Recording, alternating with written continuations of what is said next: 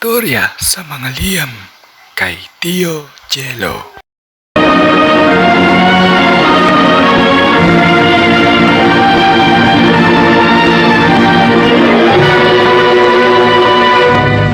Ako ang inyong Tio Jello.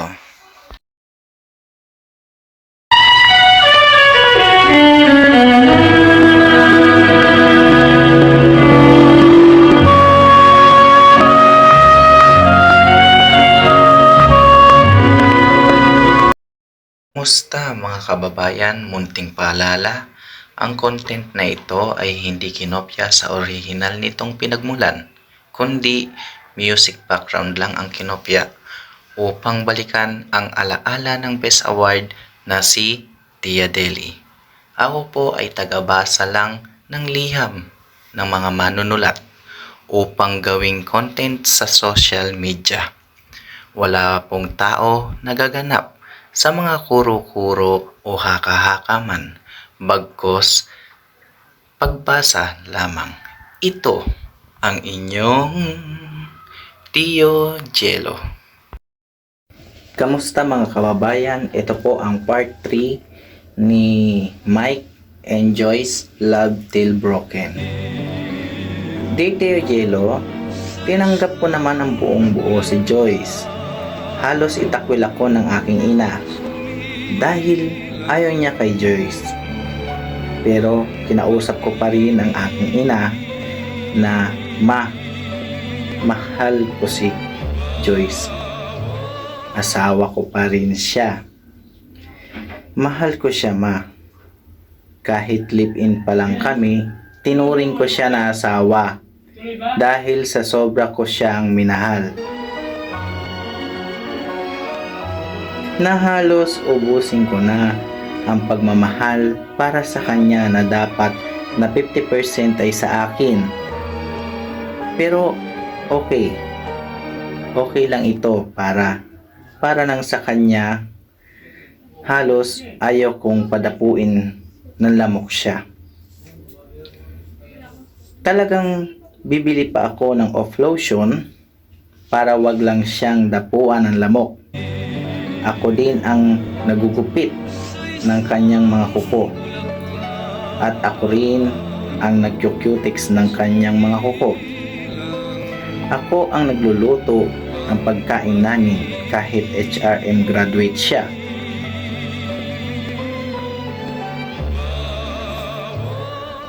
Pero okay lang kasi ayaw ko siyang matalsikan ng mantika o matalsikan man ng kumukulong tubig dahil ayaw ko siyang masugatan. Ako pa ang naghihilod ng katawan niya pagsabay kaming naliligo. Sobra ko talaga siyang minahal. Mabait naman siya. May mabuti naman siyang ginawa para sa aming relasyon. Ginampanan niya ang pagiging live-in partner, GF o asawa man kung tawagin. Pero di ko alam bakit gumawa siya ng bagay na ikasasakit ng aking damdamin. Yung magloko siya na wala naman akong ginagawa. Wala man akong nagawang pagkakamali, pero bakit di naman ako nagkulang? Lahat naman na ibibigay ko para sa kanya. Halos dugo-luha ang binuhos ng damdamin ko sa ginawa niya sa akin.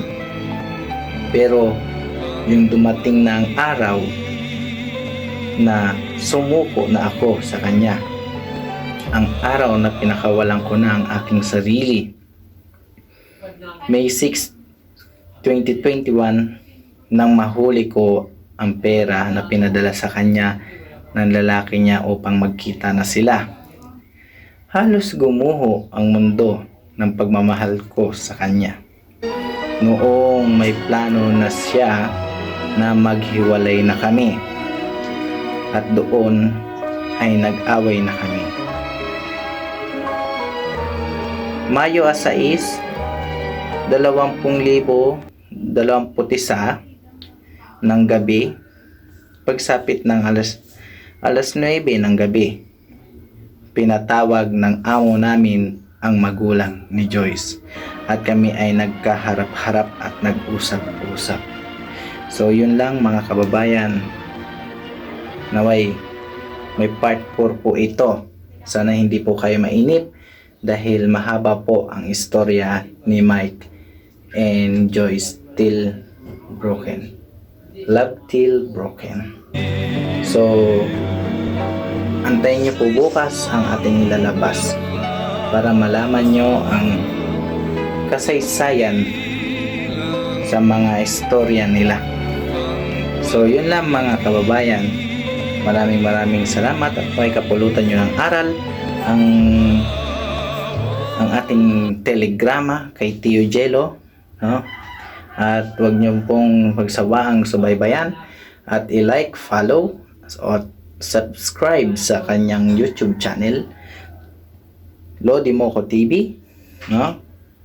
Si Lodi Moco TV ay isa rin siya sa nagplano ng balikan ang alaala ng dating best award na si Tia Deli, ang mga music background niya. So sana mga kalodi, mga ka-Tio Jello ay subaybayan nyo at suportahan si Tio Jello at Lodi Moco TV. So yun lang, thank you and see you sa madamdaming kwento nila Mike and Joyce Love Till. Salamat.